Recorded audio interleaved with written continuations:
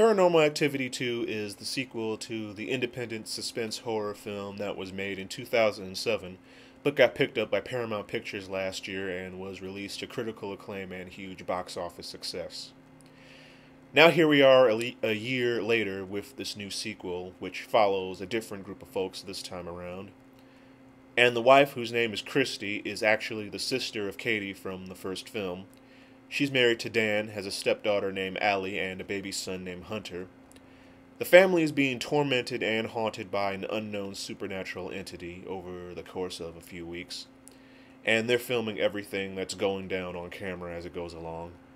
But there's a unique little twist to this story because this is actually a prequel to the events of the first film, and I personally like how it connected to the first film pretty nicely. I'm not going to give away too much here because it wouldn't be fair to those who might be interested in checking it out, but this movie had me on the edge of my seat the entire time. Very suspenseful, very creepy. You don't expect what's going to happen, but when it does, it's very shocking, and I like that a lot. Of course, the very lovely and talented Katie Featherston is back in the sequel.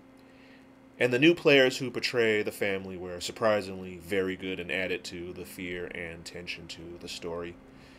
And one thing worth noting here, Mika Sloat, who was in the first film, also returns in the sequel, and he has a very small role, but still memorable nonetheless. It was so great to see him on screen once again. So, for those of you who like the first Paranormal Activity film, then you're going to like the new film. They actually managed to put together a very entertaining and solid follow-up to the first film, in my personal opinion.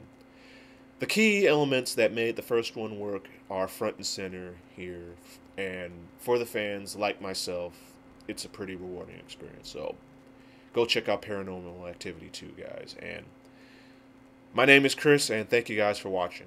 Later.